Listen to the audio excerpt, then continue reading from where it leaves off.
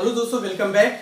दोस्तों, आइए आप समझने का प्रयास करते हैं कि प्रकृतिवाद के अनुसार शिक्षा का क्या अर्थ होता है, यानी प्रकृतिवादी शिक्षा का अर्थ।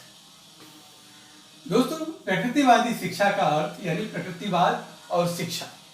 प्रकृतिवादी दर्शन शिक्षा के विविध पहलुओं को नवीनता प्रदान करता है। उसके अनुसार शिक्षा वह साधन है जो मनुष्य को उसकी प्रकृति के अनुकूल विकास करने, जीवन व्यतीत करने के योग्य बनाती है। प्रकृतिवादी शिक्षा को स्वाभाविक विकास की प्रक्रिया मानते हैं। रूसो के अनुसार सच्ची शिक्षा वह है जो व्यक्ति के अंदर अंकुरित होती है या उसकी अंतर्निहित शक्तियों की अभिव्यक्ति है। रूसो आगे कहते हैं, कौन? रूसो आगे कहते हैं,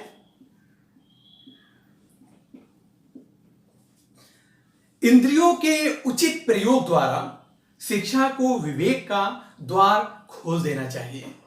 यानी प्रकृतिवादी शिक्षा में इंद्रियों की भूमिका महत्वपूर्ण है। शिक्षा का स्रोत इंद्रियां हैं। शिक्षा के बाद प्रकृतिवाद और शिक्षा के उद्देश्य को लेते हैं और समझते हैं कि प्रकृतिवादी शिक्षा के क्या क्या उद्देश्य होते हैं। आइए समझते हैं, हर्बर्ट स्पेंसर क्या कहते हैं कि शिक्षा का उद्देश्य क्या है। जीवन का उद्देश्य इस जगत में सुखपूर्वक रहना है। देखिए, प्रकृतिवादी शिक्षा का मूल मंत्र है सुखपूर्वक जीना। सुख इनके जीवन का केंद्र है, शिक्षा का आधार है।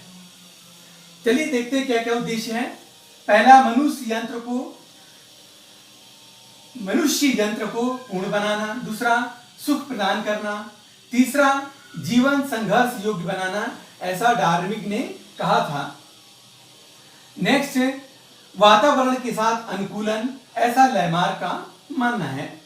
और अंतिम है, व्यक्तित्व का विकास करना, यानी व्यक्तित्व के जितने पहलू हैं उन सब का स्वाभाविक रूप से समरूप तरीके से विकास करना।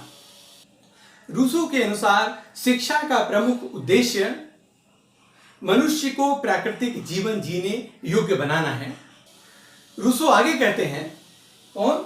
रूसो, जीन जैक्स रूसो आगे कहते हैं, शिक्षा के उद्देश्य निर्धारण के संबंध में डार्विनवाद विचारक सिद्धांत में विश्वास करते हैं, जिनके अनुसार प्राणी को स्वयं को जीवित बनाए रखने के लिए वातावरण से निरंतर संघर्ष करना पड़ता है।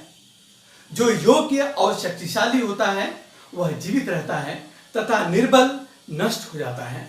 इस प्रकार शिक्षा का मुख्य उद्देश्य बालक को इस योग्य बनाना है कि वह मानव के संघर्षों का सफलतापूर्वक सामना कर सके। आइए अब समझने का प्रयास करते हैं कि पाठ्यक्रम का प्रकृतिवाद में क्या भूमिका है, यानी प्रकृतिवादियों के अनुसार पाठ्यक्रम करिकुलम कैसा होना चाहिए। देखिए, प्रकृतिवादी नकारात्मक नेगेटिव एजुकेशन यानी निषेधात्मक या नकारात्मक शिक्षा का समर्थन करते हैं, क्योंकि वो प्रचलित शिक्षा का घोर विरोध करते हैं।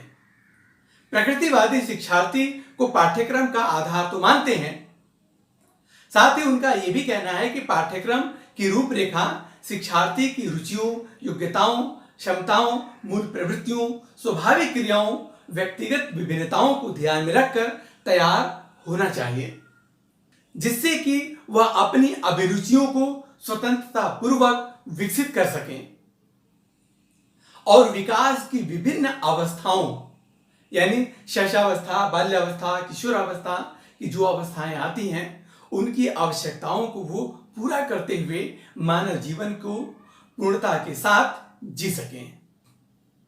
ये इनके पाठ्यक्रम है। आइए अब समझते हैं कि शिक्षण विधि क्या है। इनके अनुसार कौन कौन सी शिक्षण विधियां इंपॉर्टेंट हैं। रूसो ने कहा, अपने शिष्य को मौखिक पाठ मत पढ़ाओ, उसे केवल अनुभव द्वारा सीखने दो। जब भी संभव हो क्रिया द्वारा पढ़ाओ। जब क्रिया द्वारा पढ़ाना लगभग असंभव हो जाए तभी शब्दों का सहारा लो। प्रकृतिवादी शिक्षण विधियां 3 सिद्धांतों पर कार्य करती हैं। पहला, करके सीखना, लर्निंग बाय डूइंग। दूसरा, अनुभव द्वारा सीखना, लर्निंग बाय एक्सपीरियंसेस।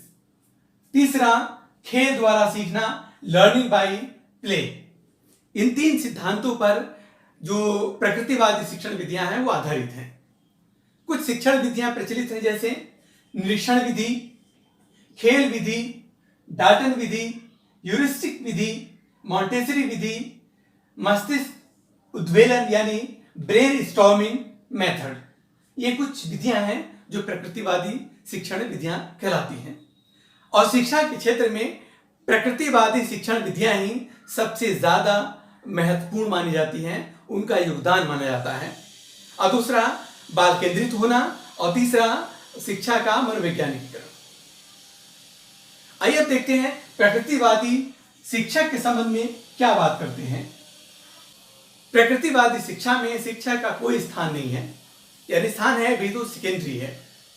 प्रकृतिवादियों के अनुसार प्रकृति ही बालक का सच्चा गुरु है।